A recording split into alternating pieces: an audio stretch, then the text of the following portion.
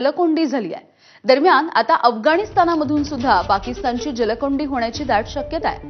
अफगाणिस्तानमध्ये काबूल नदीवरील शाहतूत धरण बांधण्यासाठी भारताने सहकार्य दिलं असून ते पूर्ण झाल्यास तिथून पाकिस्तानला होणारा जलपुरवठा कमी होऊ शकतो।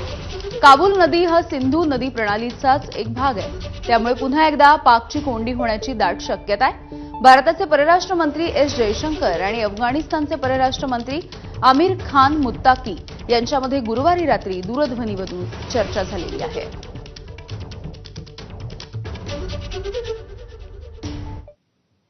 परळीमधली एक ब्रेकिंग बातमी। परळीतल्या जलालपूर भागामध्ये एका तरुणाला टोळक्यानं बेदम मारहाण केली आहे। जलालपूरमध्ये धार्मिक कार्यक्रमामध्ये 2 गटांमध्ये तुफान हाणामारी झाली।